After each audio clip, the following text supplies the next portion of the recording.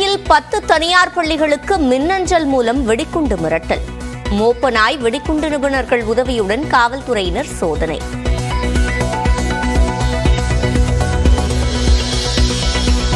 வெடிகுண்டு மிரட்டல் விடுக்கப்பட்ட பள்ளிகளுக்கு விடுமுறை அறிவித்த பள்ளி நிர்வாகங்கள்.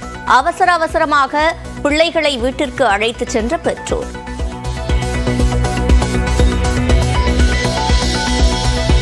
வெடிகுண்டு மிரட்டல் தொடர்பாக பெற்றோர் அச்சப்பட வேண்டாம் என காவல்துறை அறிவுறுத்தல்.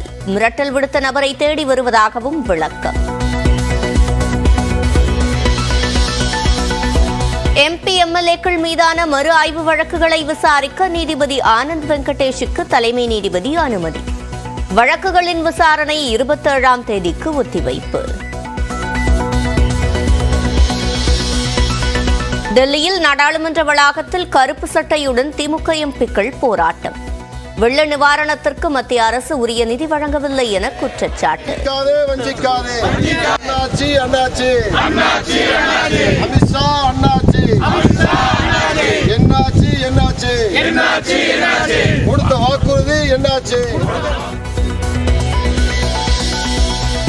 கேரளாவுக்கு மத்திய அரசு உரிய நிதி வழங்கவில்லை என குற்றச்சாட்டு. டெல்லியில் முதலமைச்சர் பினராயி விஜயன் தலைமையில் போராட்டம்.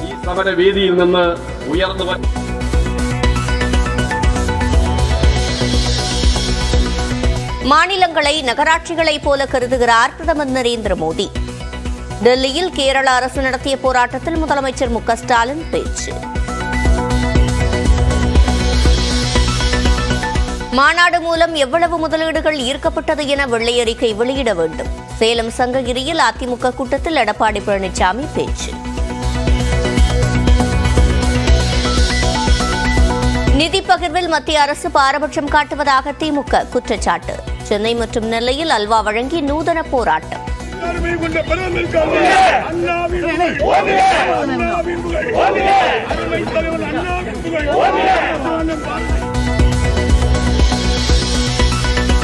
சென்னையில் பாஜக தலைவர் ஜே பி நட்டா கலந்து கொள்ளும் பாத யாத்திரைக்கு காவல்துறை அனுமதி மறுப்பு என தகவல். பொதுக்கூட்டம் மட்டும் நடத்த பாஜக திட்டம்.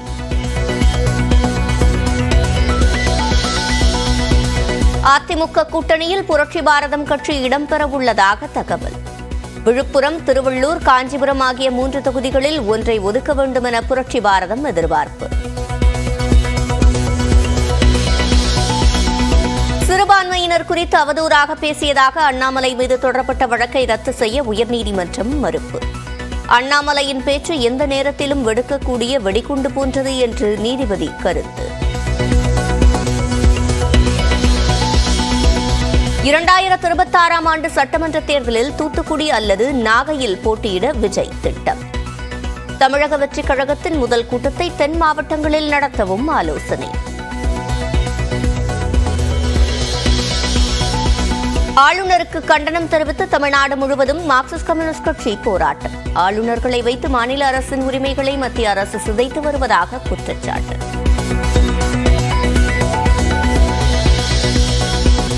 விழுப்புரம் மாவட்டம் மயிலம் அருகே கல்குவாரியில் மண் சரிவு. 2 தொழிலாளர்கள் உயிரிழப்பு.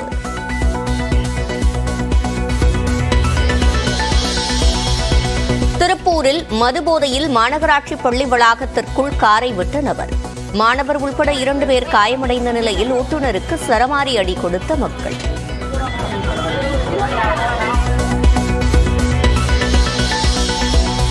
டெல்லியில் கோகுல்புரி மெட்ரோ ரயில் நிலைய கட்டிடத்தின் ஒரு பகுதி இடிந்து விழுந்து விபத்து.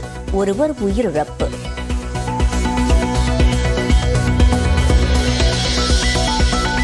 பல்வேறு கோரிக்கைகளை வலியுறுத்தி நாடாளுமன்றம் நோக்கி பேரணி சென்ற உத்தரப்பிரதேச விவசாயிகள்.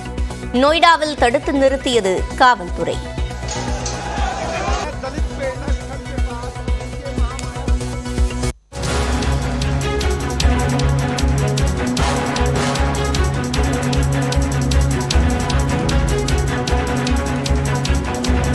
அண்மை செய்தியை பார்த்து வருகிறோம். சென்னையில் பள்ளிகளுக்கு வெடிகுண்டு மிரட்டல் விடுத்ததாக வெளியான தகவல் குறித்து காவல்துறையினருடன் அன்பில் மகேஷ் ஆலோசனையில் ஈடுபட்டிருக்கிறார்.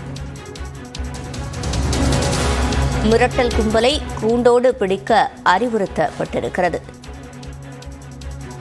இது தொடர்பான கூடுதல் விவரங்களை செய்தியாளர் கீதனிடம் கேட்கலாம். கீதன், முழுமையான விவரங்கள். சென்னையில் இன்று 10 தனியார் பள்ளிகளுக்கு வெடிகுண்டு மிரட்டல் விடுக்கப்பட்ட சம்பவம் பெற்றோர்கள் மற்றும் பொதுமக்களிடையே ஒருவித பதட்டத்தை உண்டாக்கியிருக்கின்றது. இந்த நிலையில் பள்ளிக்கல்வித்துறை அமைச்சர் அன்பில் மகேஷ் பொய்யாமொழி சென்னையில் இருக்கக்கூடிய நிலவரங்கள் குறித்து திருச்சியிலிருந்து பள்ளிக்கல்வித்துறை அதிகாரிகளோடு முதற்கட்ட தகவலை கேட்டறிந்தார். இதனைத் தொடர்ந்து சென்னை மாநகர காவல்துறை ஆணையரை தொடர்பு கொண்ட பள்ளிக்கல்வித்துறை அமைச்சர் இந்த பள்ளிகளுக்கு வெடிகுண்டு மிரட்டல் விடுத்த கும்பலை கூண்டோடு பிடிக்க வேண்டும் என அவருக்கு காவல்துறை ஆணையரிடம் அறிவுறுத்தி இருக்கின்றார். குறிப்பாக காலை முதலே இந்த வெடிகுண்டு மிரட்டல் சம்பவம் எதிரொலியாக காலை முதலே பெற்றோர்கள் பரபரப்புடன் அந்த பள்ளிகளுக்கு வந்து அவர்களுடைய குழந்தைகளை கூட்டிச் சென்றனர். மற்ற பள்ளிகளுக்கும் இது ஒரு அச்சத்தை உண்டாக்கியது. ஒரு பதட்டமான ஒரு சூழ்நிலை என்பது பெற்றோர்கள் மற்றும் மாணவர்கள் அதே போல பொதுமக்களிடையே ஏற்படுத்தியது. இந்த நிலையில்தான் பள்ளிக்கல்வித்துறை அமைச்சர் காவல்துறை ஆணையரை நேரடியாக தொடர்பு கொண்டு இந்த கும்பலை கூண்டோடு பிடிக்க வேண்டும் என்று அறிவுறுத்தியிருக்கின்றார். விவரங்களை வழங்கியமைக்கு நன்றி கீதன்.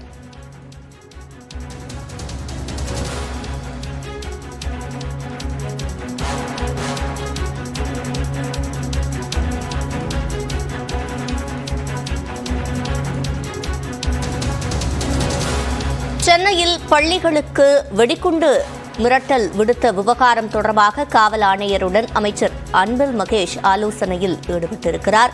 மிரட்டல் விடுத்த கும்பலை கூண்டோடு பிடிக்க அவர் அறிவுறுத்தியிருக்கிறார். மேலும் வெடிகுண்டு மிரட்டலால் மக்கள் பீதியடைய வேண்டாம் என்று காவல்துறையினர் அறிவுறுத்தியிருக்கின்றனர். காவல் ஆணையருடன் தற்போது அமைச்சர் அன்பில் மகேஷ் ஆலோசனையில் ஈடுபட்டிருக்கிறார். மிரட்டல் விடுத்த கும்பலை கூண்டோடு பிடிப்பதற்கு சென்னை காவல் ஆணையருக்கு பள்ளிக்கல்வித்துறை அமைச்சர் அன்பில் மகேஷ் அறிவுறுத்தியிருக்கிறார்.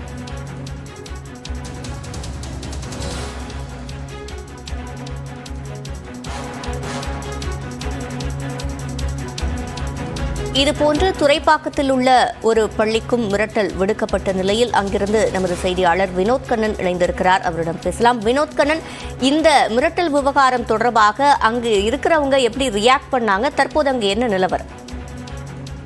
நிச்சயமாக சென்னை துறைப்பாக்கத்தில் உள்ள தனியார் பள்ளிக்கு திடீரென மின்னஞ்சலுக்கு ஒரு வெடிகுண்டு மிரட்டல் வந்துள்ளது.